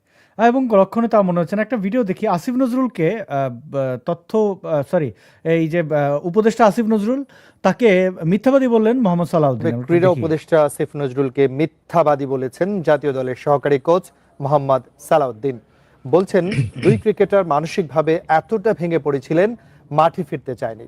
দেশ আগে হলেও যে প্রক্রিয়াতে বাংলাদেশ বিশ্বকাপ খেলেনি সেটি প্রশ্নবিদ্ধ ছিল বলেও মনে করেন তিনি। উনি একেবারে মানে এমন মিথ্যা কথা বলছে, আমার বিশেষ করে আমি তো নিজেও টিচার মানুষ, টিচাররা তো একটু মিথ্যা কথা একটু কম বলে, কারণ উনি খাড়ার উপরে এরকম মিথ্যা কথা বলবে এটা আসলে আমি ভাবতে পারতেছি না। আমি কিভাবে ছেলেদের সামনে আসলে মুখ দেখাবো? জি, এই যে ধ্বংস করে দিল ক্রিকেটটাকে সাইফুল আলম ভাই, এবং একের পর এক যে মিথ্যা, বাটপারি, যত কিছু আছে, এদেরকে আপনি বলছিলেন ইউনূসের কথা, ভবিষ্যতে আমি তো মানে একটু চিন্তিত ভাই। আসলে শিক্ষককে যদি মানুষ জুতা দিয়ে পেটায় তাহলে কেমন লাগে? এটা তো ভালো লাগে না। আমরা একটু ইউনূসের আমলে আবার একটু যদি দেখি সাইফুল আমিন ভাই, একটা ছবিকে কেন্দ্র করে বর্তমানে আলোচনা চলছে জাইমা রহমানের ক্লাবে নাচার ভিডিও। কেউ বলছেন এডিট করা, কেউ বলছেন তবে এডিট করা হয়ে থাকলে সেটা জামাত শিবির করেছে নোংরামি করার জন্য। তো এই জাইমাকে নিয়ে কেন্দ্র করে আলোচনা উঠছে। কিন্তু আমরা তো অতীতে দেখলাম না শেখ হাসিনার সাথে যে অশ্লীলতা করা হয়েছে, যেমন এই যে দেখুন ইউনূসের আমলে 5 আগস্ট 2024-এ শেখ শাকিল আহমেদ নামের একজন মিলিটারি সদস্য তিনি কি বলছেন যে আজকে একটা জিএফ থাকলে মানে গার্লফ্রেন্ড থাকলে শেখ হাসিনার ব্রাটা গিফট করতাম। এই ধরনের অশ্লীলতা দেদারসে করে গেছে, কোনো বিচার হয়নি। এই যে দেখুন এই মিলিটারি সদস্য তার বাড়ি যশোরের খুলনার যশোরে আর কি। তো সে বাংলাদেশ মিলিটারিতে চাকরি করে এবং সে দিদারসে আমি একটা উদাহরণ দিলাম যে মিলিটারির ইউনিফর্মে একটা লোক এটা করতে পারলে অন্যান্য মব সন্ত্রাসীরা কি করেছে তা তো আমরা জানি। তো বাংলাদেশটাকে এই যে একটা পর্যায়ে নিয়ে গেল মহামব ইউনূস, এবং এর খেসারত আমাদের আর কতদিন দিয়ে যেতে হবে? এই যে এখন দেখলাম জায়মা রহমানের একজন নারী হওয়ার কারণে তার ব্যক্তি জীবনে কি করবে এটা নিয়ে নোংরামি হচ্ছে। আবার শেখ হাসিনার নাতি পুতুলের মেয়েকে নিয়েও কিন্তু এরকম নোংরামি আগে হয়েছে। এমনকি মির্জা ফখরুল ইসলাম আলমগীরের যে জামাই ফাহাম আব্দুল সালাম তিনি একটি লাইভ পডকাস্টে নোংরা জঘন্য ভাষায় সাপ্রিতুন নেসা বলেছে, মানে হাতে ট্যাটু নিয়ে কটু মন্তব্য করেছে। তো এরকম নোংরামি কি বন্ধ হবে তারেক জিয়ার আমলে মনে হয়? তারেক জিয়া যদি মানে সচেতন হন অবশ্যই এই কিনা আমাদের কন্যাদের মানে সম্মান রক্ষার ব্যাপারে উনি নিশ্চয়ই কোনো ব্যবস্থা নেবেন। কারণ ওনার কন্যা শুধু ওনার কন্যা না, ওনার কন্যা কিন্তু পুরো বাঙালি জাতিরই কন্যা। উনি একটা ছোট মেয়ে, হ্যাঁ, মানে সেই মেয়েটাকে নিয়ে এরকম যারা এইসব করতেছে এদের মতো নোংরা প্রবৃত্তির মানসিকতার মানুষ তো হতে পারে না। যেমনটা করছে এই পুতুলের মেয়েকে নিয়ে, যেমন এগুলো সত্যি মানে খুবই নোংরামি কাজ। মানে আমি দোষী হইতে পারি, কিন্তু এই জন্য আমার ছোট একটা বাচ্চা ছেলে বা মেয়ের উপরে যে এটার প্রভাব পড়বে, এটা অস্বাভাবিক না, প্রভাব পড়ে, অবশ্যই পড়বে। জাইমার জীবনযাত্রা সব চেঞ্জ হয়ে গেছে। জাইমা আগে ফ্রি মুভ করতো, সে ধরেন ইয়েতে ইংল্যান্ডে, এখন সে ফ্রি মুভও করতে পারতো। জাইমা যে আগে ইংল্যান্ডে যেভাবে ড্রেস পরতে পারতো, যে ফ্রি ড্রেস পরতে পারতো, সেটা এখন সে পড়তে পারছে না। অনেক কিছু কিন্তু তার কালচারাল শক হচ্ছে। সেই সময় যদি আমরা আবার তাকে তার স্বাভাবিক জীবনযাপনের চিত্রটাকে বাংলাদেশের জীবনযাপনের চিত্রের সাথে মিলানোর চেষ্টা করে তাকে অসম্মান করি, এর চেয়ে তো অসভ্য। আমি যে একটু আগে বললাম যে আমরা কখন যে কি আমরা নিজেও জানি না, আমরা কখন যে কোনটা জাস্টিফাই করে আমরা জানি না, কিন্তু আমাদের একটা স্ট্যান্ডার্ড যে থাকা উচিত যে আমাদের সন্তানদের নিয়ে কেউ কিছু করবে না, আমাদের সন্তানদের কেউ আঘাত। আমার মনে আছে যে ডাস্টবিন বা আপনার একজন ডাস্টবিন বলেন, আমি তাকে দুর্গন্ধ সচিব বলি। দুর্গন্ধ সচিব যখন শেখ হাসিনাকে নিয়ে একটা ডাস্টবিনের মধ্যে শেখ হাসিনার ছবি দিয়ে নিজে করলেন, পোস্ট করলেন, এই করলেন সেগুলো, এবং তারে সমর্থন করে লাখ লাখ তার তখন ফলোয়ার, এখন তো হাজার খানিকও মানে তাকে লাইক দেয় বলে আমার মনে হয় না, কিন্তু তখন তো লাখ লাখ লাইক দিয়েছে।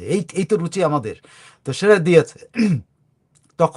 তখন আমার মনে হচ্ছে, তখন যখন তার মেয়ে কিনে এটা, তখন আমি কিন্তু মনে হচ্ছে যে আমার মাথার মধ্যে বাজ পড়লো, আরে দোষ করেছে দুর্গন্ধ হচ্ছে, তার মেয়ে তো কোনো দোষ করে নেই, তার মেয়ে তো এর জন্য শাস্তি পেতে পারে না।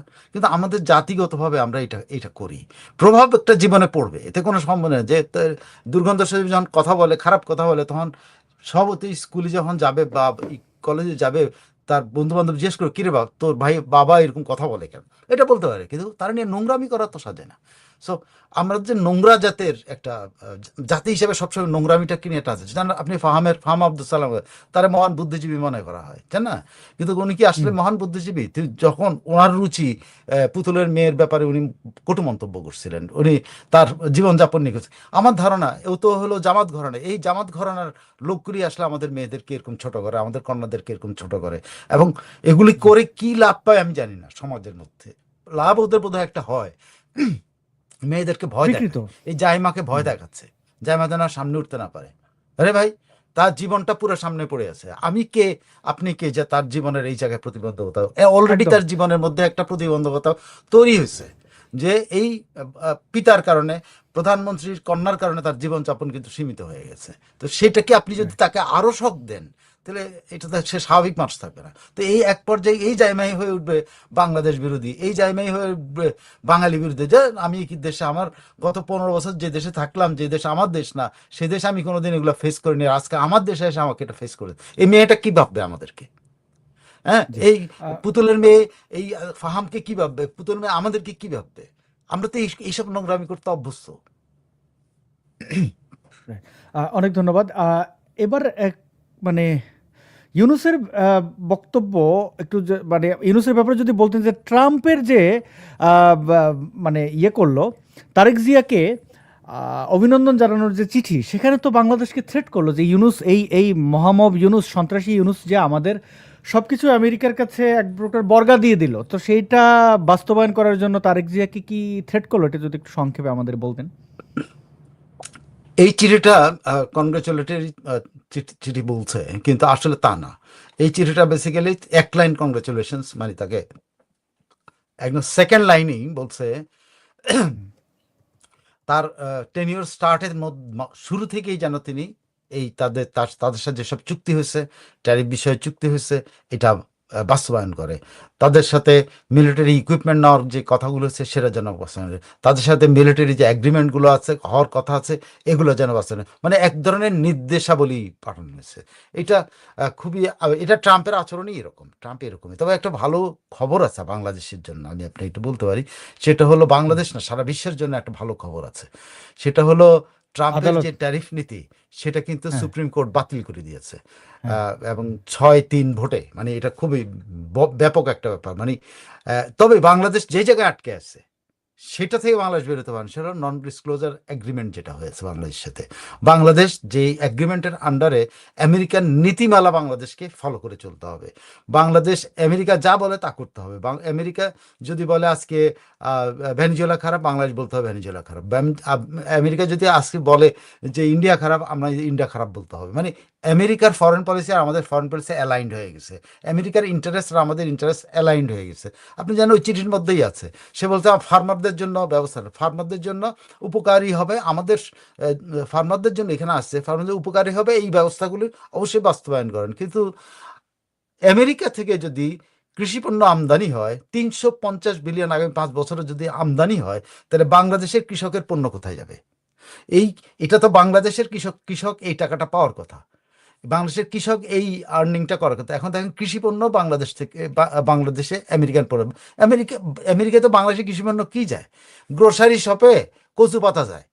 বিশ্বাস করেন, আপনি কানাডায় আছেন, আপনার কানাডাতে আপনি যখন বাংলা গ্রোসারি শপে যাবেন, কি ইম্পোর্ট হয় বাংলাদেশ থেকে? কচুরি পাতা, কি কচু পাতা ইম্পোর্ট হচ্ছে, হুম, কি কচু কচু কি যেন নিচে ছড়া, মুখী। ছড়া ইম্পোর্ট হয়। হুম। হ্যাঁ, এগুলো ইম্পোর্ট হয়, তাও আবার সন্দেহ আছে এটা বাংলাদেশের কিনা। অনেকে বলে এগুলো ইন্ডিয়া থেকে আসে, অনেকে বলে এগুলো বাংলাদেশে মাছ আসে বলে অনেকে, কিন্তু আমি যতটুকু শুনছি সব আসে মায়ানমার থেকে, হলো বাংলাদেশে হ্যাঁ। সিল মারে। হ্যাঁ, সব সিল মারে। তো এই জিনিসগুলোই আসে বাংলাদেশে। তো আপনি কচুর পাতা রপ্তানির বিনিময়ে বাংলাদেশে আসবে আমেরিকান, ধরেন বেগুন আসলো, আপনি বাংলাদেশে বেগুন ফলাই দেওয়া পাবলিক, আমাদের পাবলিক যেরকম যেরকম মানসিকতা, যে আমেরিকার কোনো জিনিস পেলে ওটার পিছনে দৌড়ানো শুরু করবে, বাংলাদেশের কৃষক একেবারে রাস্তায় পড়বে। যদিও হুম। এখন আশা করা যায় কি বলে, এই যে ট্যারিফের যে রুলটা, যে বাণিজ্য চুক্তিটা হয়েছে, সে বাণিজ্য চুক্তিটা মনে হচ্ছে যে বাদ হচ্ছে, যদিও তারা বলে দিচ্ছে যে তারা অন্যান্য প্রশাসনিক ব্যবস্থা তারা নিবে। এখন কি নাই সেটা জানি না, তবে আপাতত এটা খুব সম্ভবত বাতিল হবে। কিন্তু বাতিল হলে কি, বা আমরা তো তার আগে গোপন চুক্তিটা করেছি, নন ডিসক্লোজার এগ্রিমেন্ট যেটা, সেখানে কি আছে এটা তো আমরা জানি না। এইটুক তো আমরা জানি যে এটা হয়েছে, যে মিলিটারি ইকুইপমেন্ট কিনবে, কৃষি পণ্য আনবে, অমুক তমুক এগুলা করবে, বোয়িং কিনবে, এতগুলি এগুলা করবে। কিন্তু আমরা তো জানি না নন ডিসক্লোজার এগ্রিমেন্টে কি আছে। নন ডিসক্লোজার এগ্রিমেন্টে ওই জিনিসগুলোই থাকে যে জিনিসগুলো কখনোই প্রকাশিত হবে না, কিন্তু বাংলাদেশ মানতে বাধ্য থাকবে। এখন সেই জিনিসগুলা কি, এটা আমরা জানি না, যেটা দিয়ে সে ইউনূস বাংলাদেশকে শেষ করে দিয়ে গেছে। রাইট।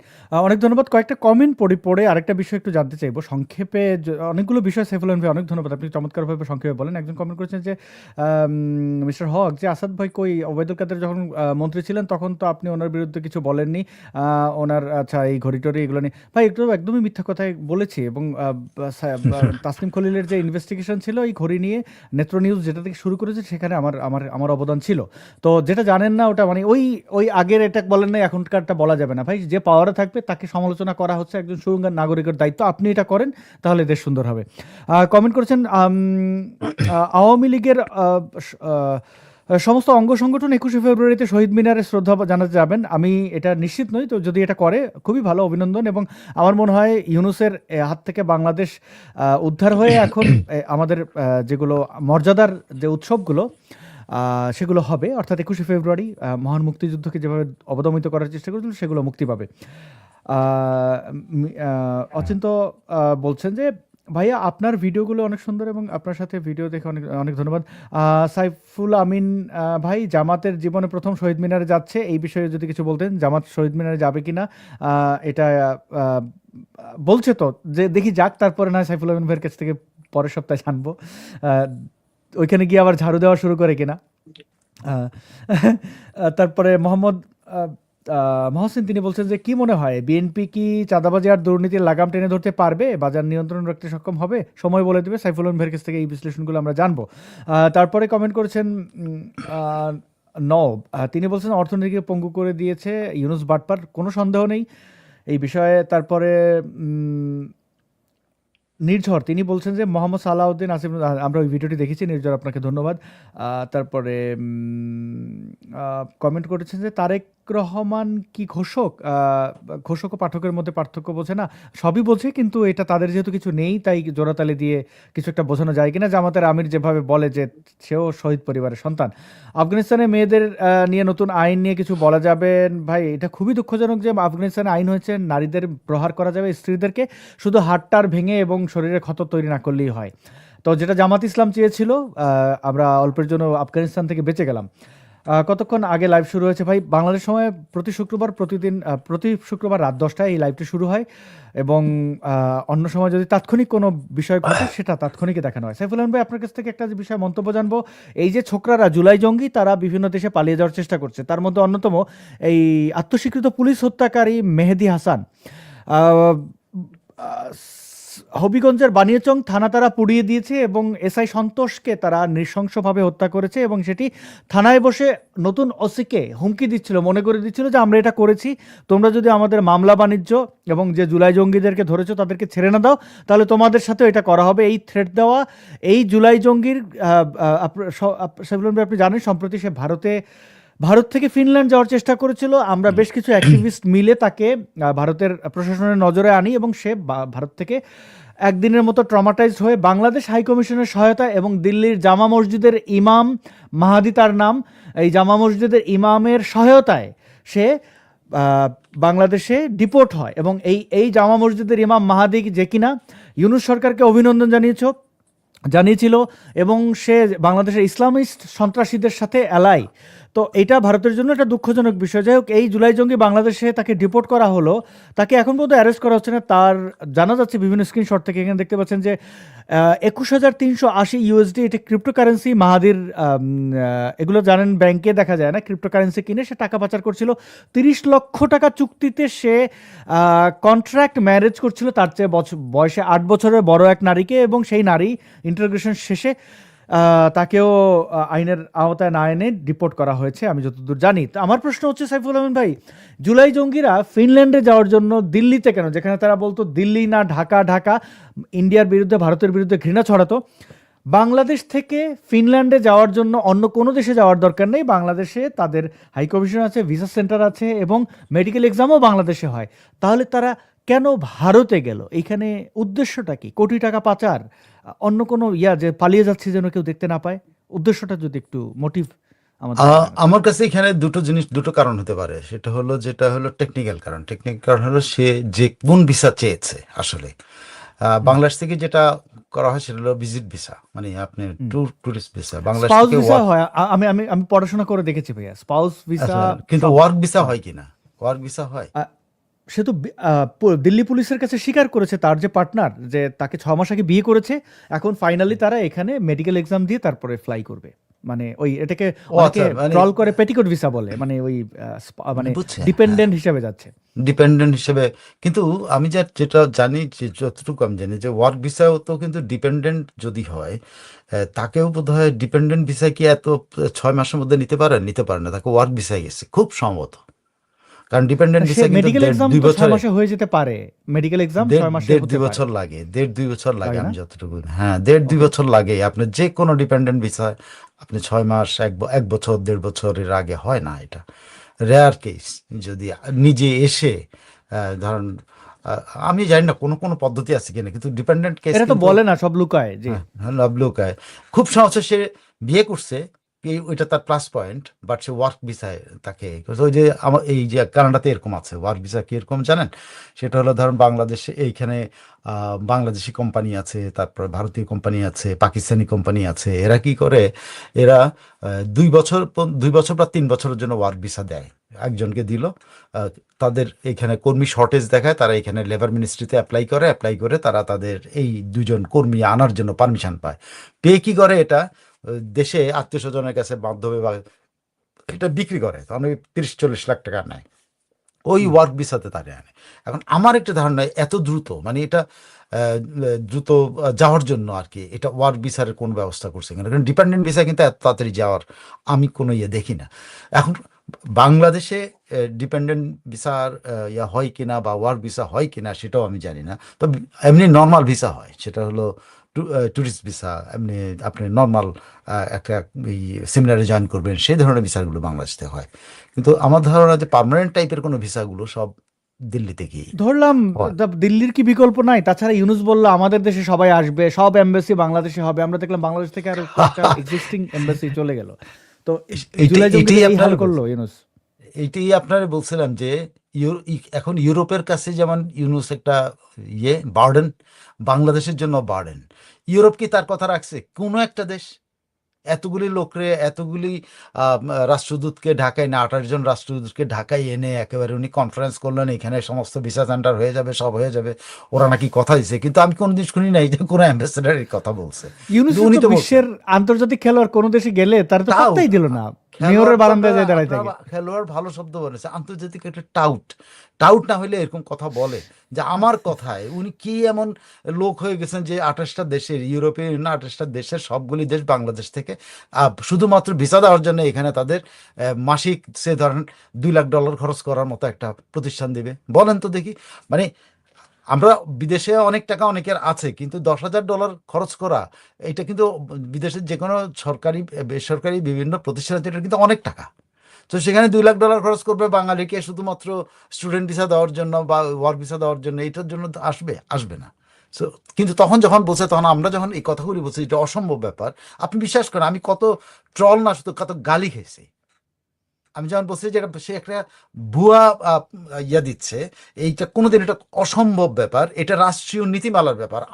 এটা বাংলাদেশ সরকারের কোনো রামছাগল ক্ষমতায় আসছে, তিনি অত্যন্ত ভালোবাসার রামছাগল বলে তার কথা অনুযায়ী বাংলাদেশে একটা দোকান খুলে ফেলবে, কোনো এমবেসি শাখা খুলবে, এটা হতে পারে না। এটা ন্যাশনাল ইন্টারেস্টের প্রশ্ন, সুইজারল্যান্ডের ন্যাশনাল ইন্টারেস্টের প্রশ্ন বাংলাদেশ থেকে এটা করবে কিনা, নেদারল্যান্ডের নিজস্ব ইন্টারেস্টের প্রশ্ন এখানে করবে না। এখানে ইউনুসের ইন্টারেস্ট কিন্তু নেদারল্যান্ড দেখবে না।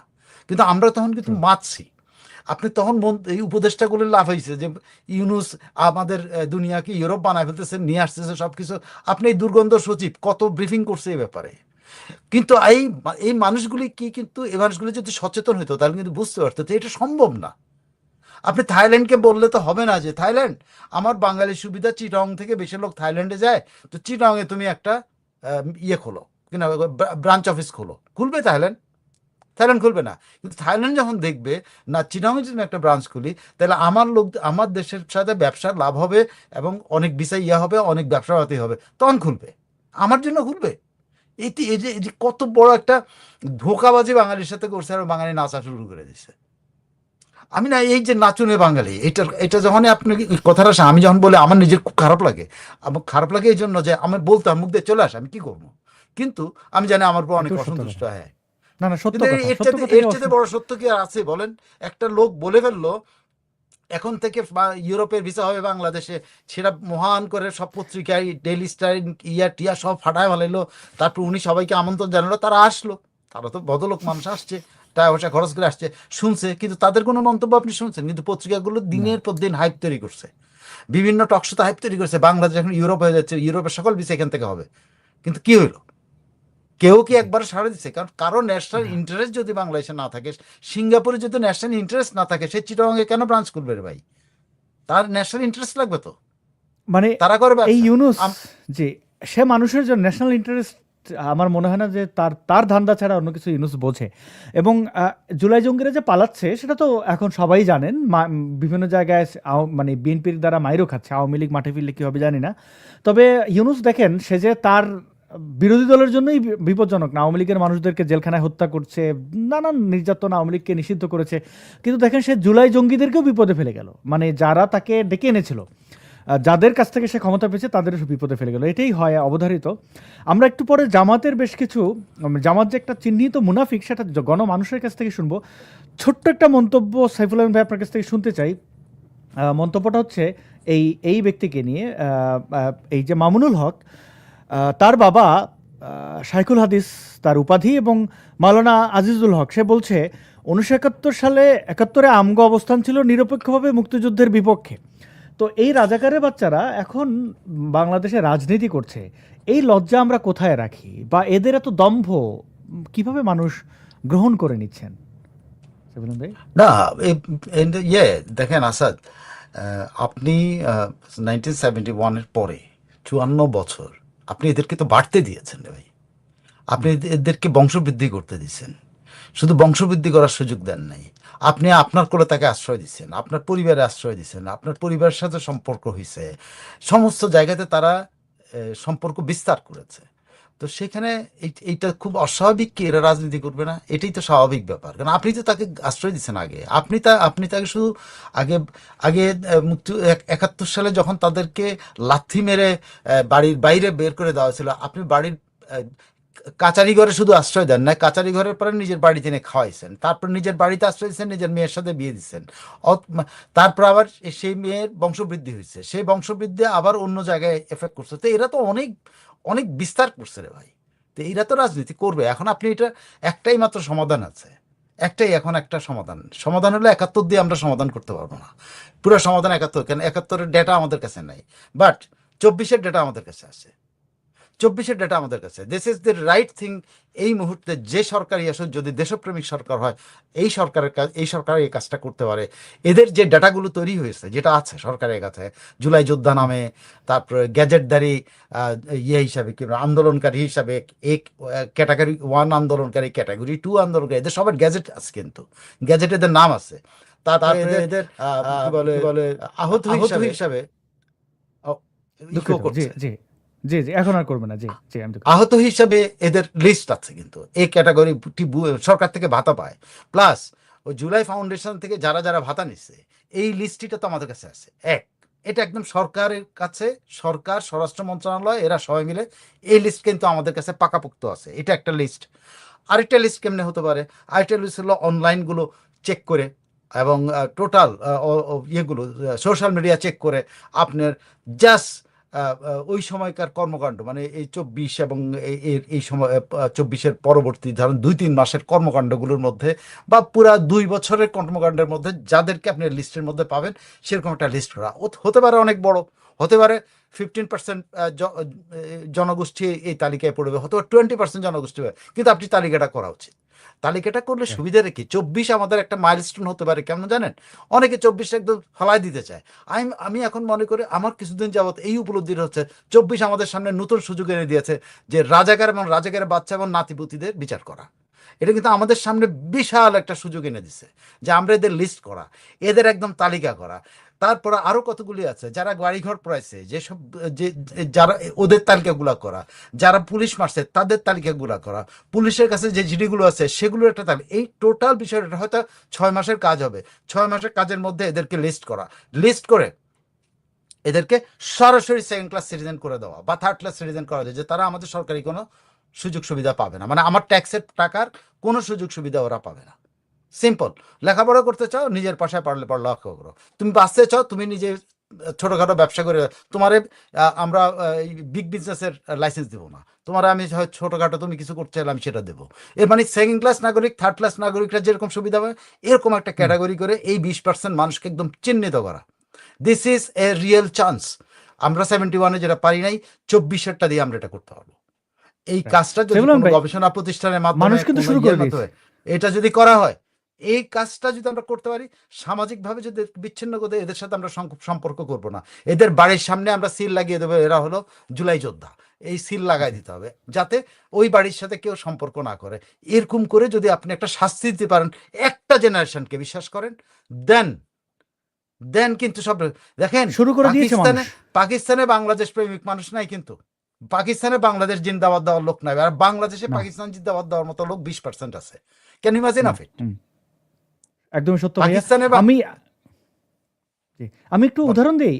আমি আপনার দুঃখটা বুঝতে পারছি যে পাকিস্তানে বাংলাদেশের পক্ষে নাই, কিন্তু বাংলাদেশে প্রচুর পাকিস্তানের দালাল আছে এবং গণমানুষ রাষ্ট্রীয়ভাবে এখনো শুরু হয়নি। তবে যেহেতু স্বরাষ্ট্রমন্ত্রী বলেছেন যে মব এখন আর হবে না, অর্থাৎ মব স্টারদের এখন একটু গলাটলা শুকিয়ে গেছে, গণমানুষ কিন্তু তাদেরকে উত্তম মধ্যম দেওয়া শুরু করেছে। আমি প্রমাণ হিসেবে দুটো ভিডিও দেখাই, আপনাদের কাছে আরও থাকলে দর্শক আপনারা দেখাতে পারেন এবং ভিডিওটি শেয়ার করতে পারেন আপনাদের যদি মনে হয়। আমরা এখন বেশ কিছু ভিডিও দেখব। প্রথমে 2 জুলাই জঙ্গিদের মানুষ কিভাবে ধোলাই দিচ্ছে দেখি। আমি কুমিল্লা দেবিদ্বার থেকে আব্দুল্লাহ মামুন। আমি আগে ভারত বিদ্বেষী ছিলাম, কিন্তু বর্তমান সিচুয়েশনে মনে হচ্ছে যে না, ভারত আমাদের বন্ধু রাষ্ট্র। আমি আজকের পর থেকে কখনো ভারত বিদ্বেষ কোনো কথা বলবো না। আমি কুমিল্লা দেবিদ্বার থেকে আব্দুল্লাহ মামুন। আমি আগে ভারত বিদ্বেষী ছিলাম, কিন্তু বর্তমান এ সিচুয়েশন কিন্তু জুলাই জঙ্গি টাকা পয়সা লুটপাট করে গেছিল ভারতে, কোনো একটা অপরাধ করেছে, সেখানে খেয়েছে মায়ের খাওয়ার পরে এই দেখেন, এবং বাংলাদেশে দেখেন, এটা বাংলাদেশে। এই দেশটা কার? এটা কি রাজাকারের দেশ? এটা কার দেশ? এটা কি জামাত ইসলামের দেশ? এনসিপি যে করছো, আর এনসিপি করবি কোনোদিন? আর কোনোদিন এনসিপি করবি? হ্যাঁ, এটা কি এনসিপি করবি আরো কোনোদিন? এটা কবে? হ্যাঁ, ভুল করছো জীবনে,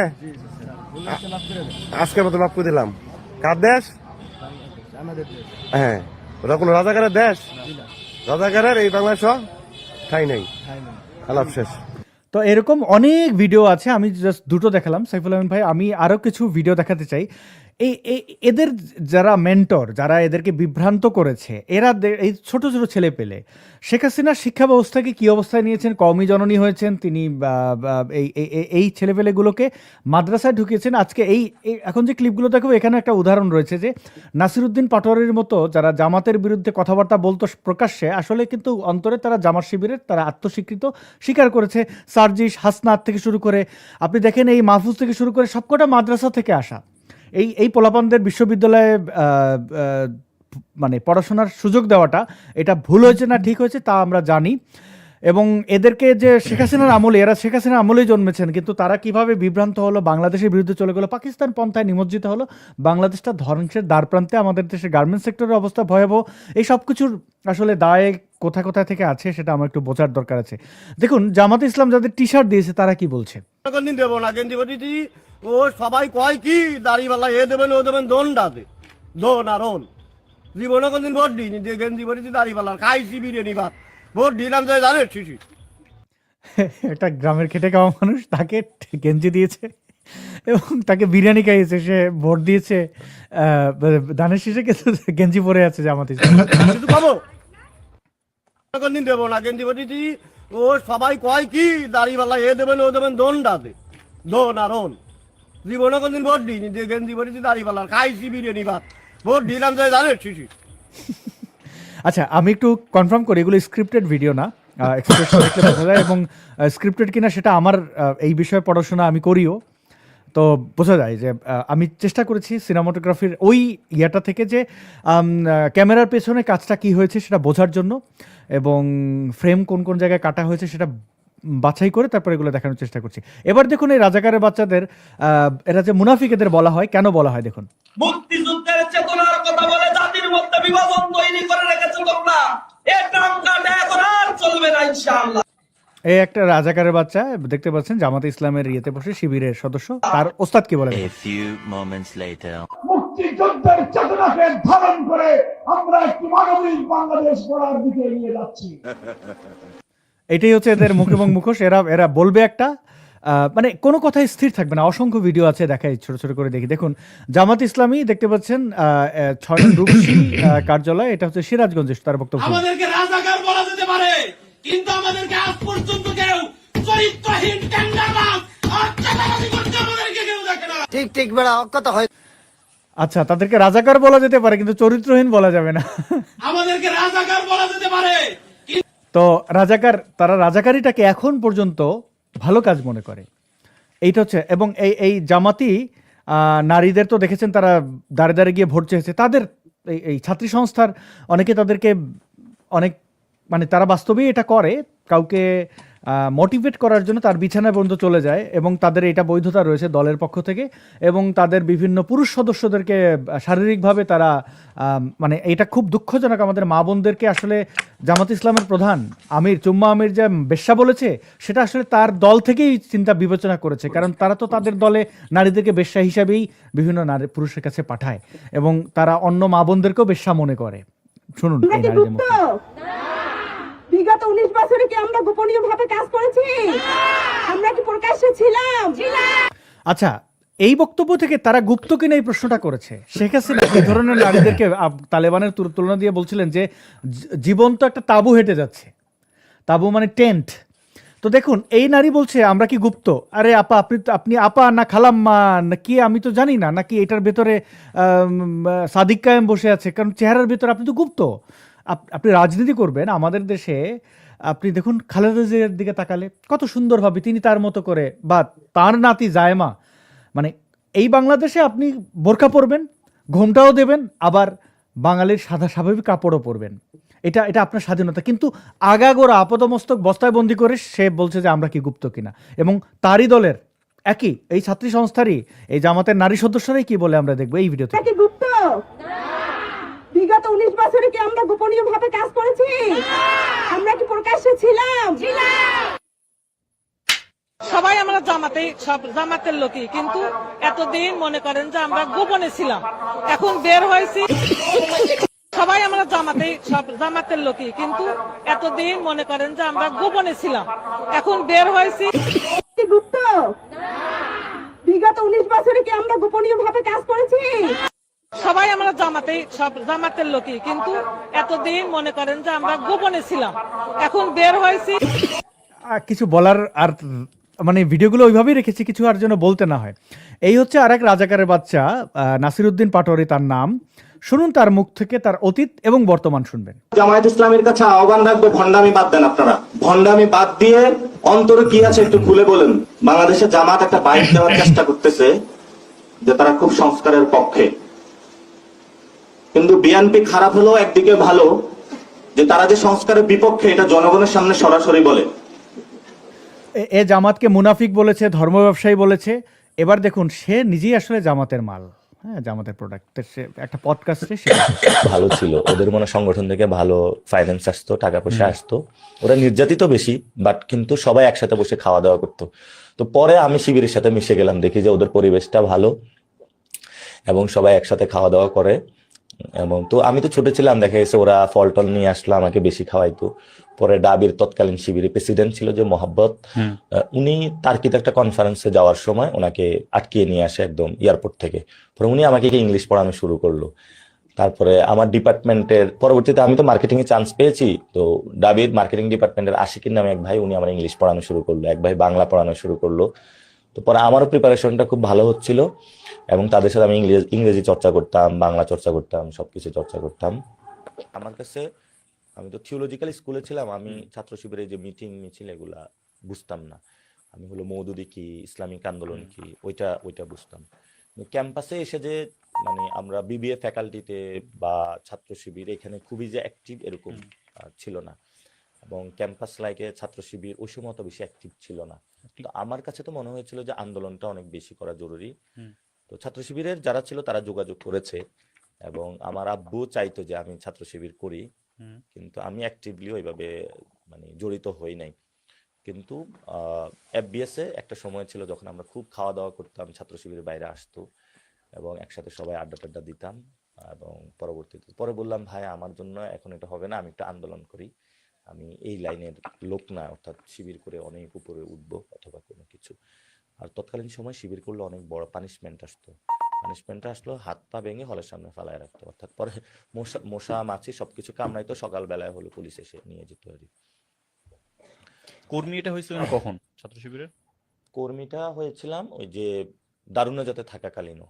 আর শিবিরের সাথে আমার ফার্স্ট পরিচয় হলো আমি যখন SSC পরীক্ষা দিয়েছিলাম, তখন আমাদের একটা কক্সবাজার ট্যুরে নিয়ে যায়। তো ঠিক আছে, চিন্তা করলাম যে SSC পরীক্ষার পরে কক্সবাজার একটু ঘুরে আসি। তো বাসে উঠলাম, এক ভাই মাথায় হাত বুলিয়ে দিল। তো শেখ জামাতের কর্মী ছিল, কিন্তু দেখতে পাচ্ছেন সব কিছু স্বীকার করলো, কিন্তু এই যে উপরে উপরে যেটা দেখাইলো এটা হচ্ছে তার বাটপারি। আর এই নাসিরের নাম কিন্তু ডারবি নাসির, কারণ সে যে বিড়ি খাইতো ক্যাম্পাসে, ছাত্র যেহেতু তার সহপাঠীরা চিনতো, ডারবি সিগারেট খেত, ডারবি নামের একটা সিগারেট, এবং এসে থেকে ডারবি নাসির হিসাবে পরিচিত। তো তাদের চুম্মা আমির বলে, দেখেন আপনি কাউকে সিগারেটের একটা স্টিক পান দিয়ে ঠুটে নিতে, এই নেতার নামই হয়ে গেছে ডারবি নাসির, সিগারেটের নামে নাম।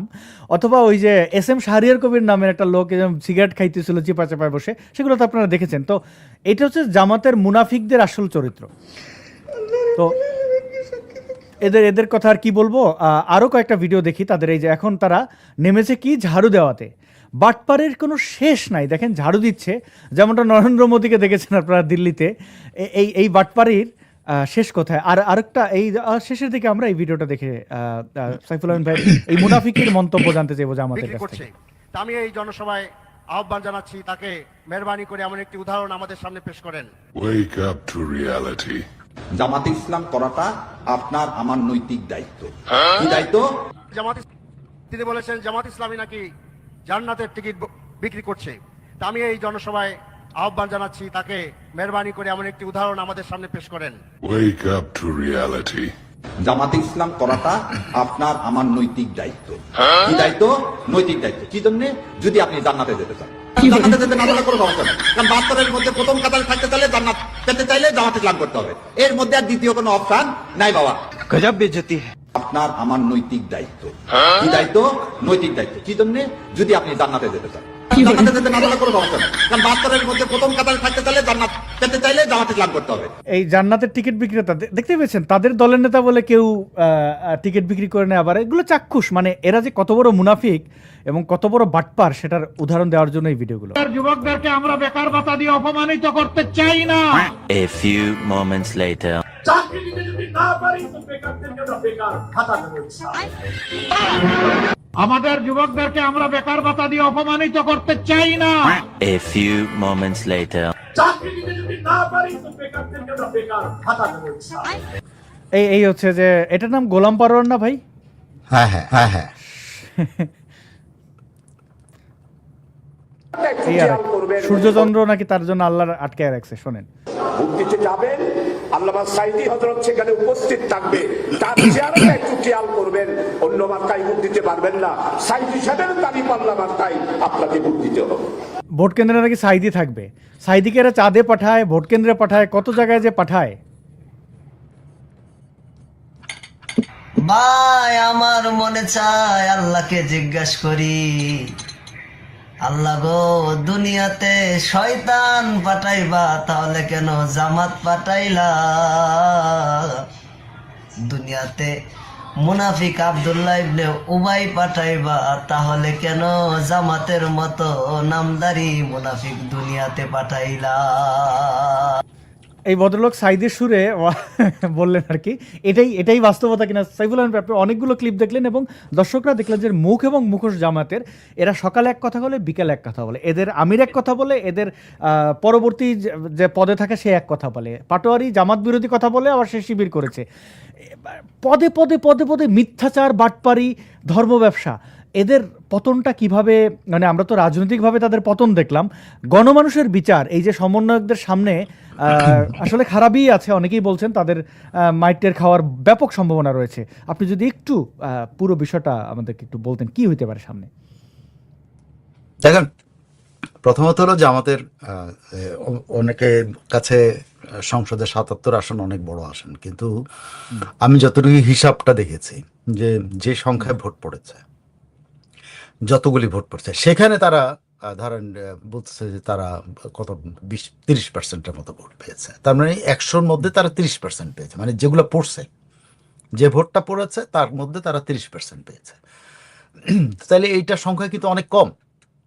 আমি কেন বলবো, এখানে যদি আপনি বাকি 40% বা এখন ধরেন 50% ভোটের কথা তারা বলছে, কিন্তু আসলে তা পড়ে নাই, কিন্তু টোটাল যদি আপনি 60-70% বাংলাদেশে ভোট হয়, তাহলে এদের সংখ্যা কিন্তু কমে গেছে। এখন এরা 6-7% নেমে গেছে। এই 6-7% নামছে, কেন নামছে? এরা নিজেদের মধ্যে ভাগাভাগি হওয়ার কারণে। কিন্তু ওদের যখন টোটাল ভোট করে তখন হয়তো আবার দেখবেন যে 10%-এর কাছাকাছি তারা চলে যায়। তো এই 10% যদি কখনো বাংলাদেশে একটা ফেয়ার নির্বাচন হয়, যেবার একবার তারা স্বাধীনভাবে নির্বাচন করেছিল, কোন এক্স্যাক্টলি মনে নেই কোন সালে, এটা খুব সম্ভবত 91-তেই বোধহয়, তারা কিন্তু 3খান আসন পেয়েছিল, 3খান।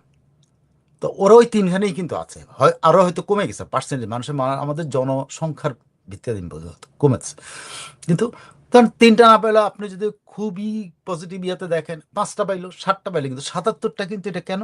কারণ ওখানে আওয়ামী লীগ নাই, টোটাল একটা জনগোষ্ঠী ওখানে ভোট দিচ্ছে না, যে কারণে ওদের 77টা দেখে অনেকে ভয় পাচ্ছে। আরে বাবা, এটা কিন্তু ভয়ের কিছু নেই, কিন্তু এই 77 এক সময় এটা 7-এ নামবে, এটা নিশ্চিত, এটা নিশ্চিত। এখন 7-এ নামার পরে যেই আসুক, বা এখন যদি সরকারগুলো যদি ব্যবস্থা নেয় যে আমরা 24কে একটা ধরে ফাউন্ডেশন ধরে, যে আমরা জামাত, শিবির, রাজাকার, আলবদর, যেগুলো বাংলাদেশের ক্ষতিকারক জীব, এই ক্ষতিকারক জীবকে আমরা বাংলাদেশের রাজনীতি আস্তে আস্তে ইনঅ্যাক্টিভ করে ফেলবো, সেটা একটা পদ্ধতিতে করতে পারে। যদি আজকে বিএনপির যদি আমার মনে হয় না হবে, কিন্তু যদি বোধোদয় হয়, যদি আওয়ামী লীগের সাথে একটা সমঝোতা করে যে আমরা যাই হোক আমরা 2জন মারামারি করবো, কিন্তু এখানে জামাতের কোনো জায়গা থাকবে না, আমরা দুই ভাই মিলে একসাথেও থাকবো, আবার মারামারিও করবো, যেটা আমেরিকাতে করতেছে, এই রিপাবলিকানরা ডেমোক্রেটরা করতেছে, ব্রিটেনে করতেছে, বিভিন্ন দেশেই করতেছে। কিন্তু এই গোষ্ঠীটা, যে গোষ্ঠীটা বাংলাদেশের স্বাধীনতার বিরুদ্ধে, যে গোষ্ঠীটা 54 বছর ধরে যখনই সুযোগ পায় বাঙালিকে শাস্তি দেয়, এটা তো শাস্তি, তাই না? আমাদেরকে এগুলো শাস্তি না? যে 54 বছর পর আমাদের উপরে যেটা চলে গেল 2 বছর 18-19 মাস, যেটাকে আমাদের শাস্তি হলো, তাই না? এরা আমাদেরকে শাস্তি দেয়, তো আমরা শাস্তি পেতে চাই না। আমি তো নাই, আমার পরবর্তী বংশধর আমরা এদের হাতে শাস্তি পেয়েছে, এদেরকে শাস্তি দিতে হবে। এই লুকিয়ে থাকা, এই যে গুপ্ত অমুক তমুক, এগুলোকে বের করা, একেবারে এগুলোকে ফ্ল্যাশ আউট করা, এটাকে ফ্ল্যাশ আউট করে, মানে যখন পাইপের মধ্যে যখন ময়লা আটকায় তখন কিন্তু পানির প্রেসার দিয়ে কিন্তু ফ্ল্যাশ আউট করে। সো আমাদেরকেও বাংলাদেশের উপর দিয়ে দরকার একটা বন্যা বসায় দিতে হবে আন্দোলনের, যে আন্দোলনের বন্যার মধ্যে দিয়ে বা যে রিসার্চের বন্যার মধ্যে দিয়ে আমরা এদেরকে বের করতে পারবো এবং এদেরকে ফ্ল্যাশ আউট করবো। ফ্ল্যাশ আউট করে কি দেশ থেকে ভাগাই দিতে পারবেন? না, পারবেন না, এটা কিছু করতে মানুষ তো পারবেন না, বাট আপনি তার জীবনযাপন ডিগ্রেড করে দেন, সব কিছু ডিগ্রেডেশন আনতে হবে, শাস্তি দিতে হবে। শাস্তি না হলে আসাদ বাংলাদেশে শাস্তি, এই গোষ্ঠীর রাজাকার, আলবদর এবং স্বাধীনতা বিরোধীদের শাস্তি যদি নিশ্চিত না হয়, আগামী 54 বছর বাঙালি শান্তি থাকবে না। কারণ এরা বারবার কিন্তু এই কাজটা, ছোবলটা মারবে। ছোবল তো গোপনে মারতে পারে রে ভাই, যেটা 24-এ মারছে। আপনি যখনই তার সুযোগ দিবেন, বেঁচে থাকার সুযোগ দিবেন, সব সুযোগ সুবিধা দিয়ে থাকবেন, সে তো গোপনীয়তার মধ্য দিয়ে এসে শক্তি অর্জন করবে, আপনাকে শাস্তি দেওয়ার জন্য বারবার আসবে। 24-এর পরে এবার তারা মিস করছে, তারা যেটা মনে করে, আপনি যে আসছে ওদের সাথে কথা বলে দেখেন, ওরা মনে করে তারা এইবার চান্সটা মিস করছে, এখন সামনে নাকি তাদের চান্স আগামী 5 বছর পরে।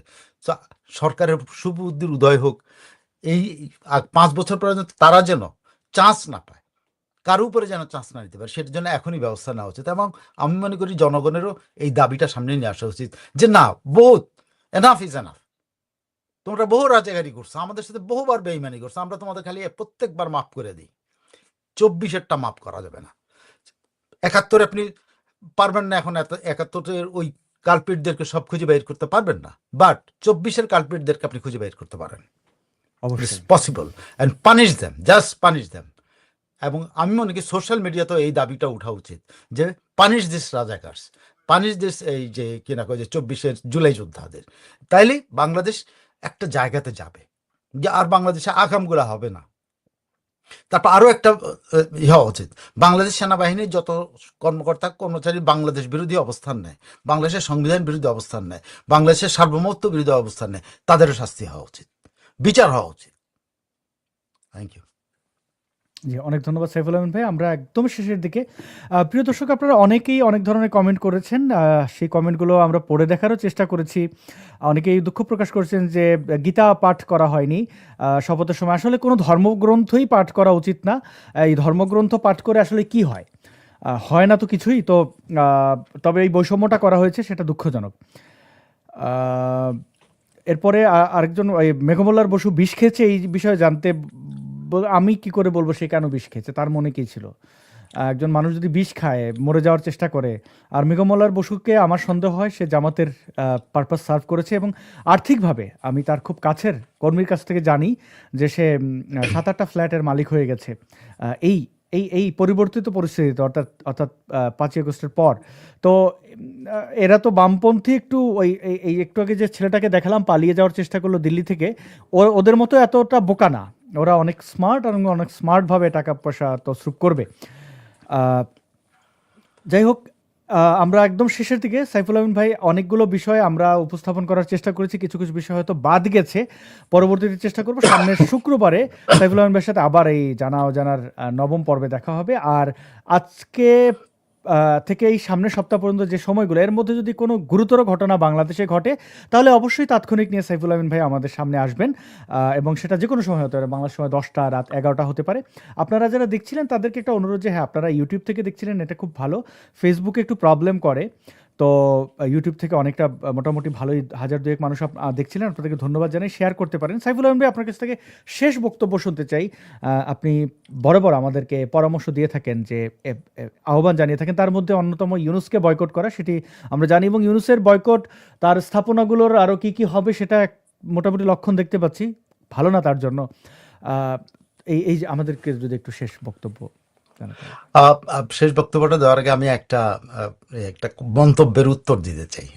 আমি ভাই একটা জিনিস, আচ্ছা মন্তব্যের উত্তর, আর একটা জিনিস, কারাগারে মৃত্যু নিয়ে একটু বললেন, আমি একটু ভুলে গেছিলাম, প্রশ্নটা লিখে রেখেছিলাম। আচ্ছা, একজন বলেছেন প্রিন্স 2005, সাইফুল ভাইয়ের বুদ্ধি শুনলে জীবনেও যা শিক্ষা জানা যাবে না। আমি বুঝতে পারছি যে আপনি যা শিক্ষা দিতে চান, এইটুকু আমি বুঝতে পারছি। আপনার এই স্পিরিটটার সাথে আমি একমত। কারণ আপনার বুদ্ধিটা দেন, আমি শিওরলি সেই বুদ্ধিটাও প্রচার করব, যেখানে চান্স পাই সেখানে বলবো। আমার বুদ্ধিটা হইতে পারে, এটা সবসময় সবার বুদ্ধি কি ঠিক থাকে, আমার বুদ্ধিটা হয়তো ফল্টি, কিন্তু আপনি একটা বুদ্ধি দেন, যে বুদ্ধিটা বিশ্বাস করেন। আমি অন্তর থেকে বলছি, আপনার বুদ্ধিটা যদি মিনিমাম হয়, আমি কিন্তু এইটা নিয়ে কথা বলবো, এবং আমি আশা করি যে একটা বিষয় আমরা একমত, যে যা শিক্ষা দানো উচিত। Thank you.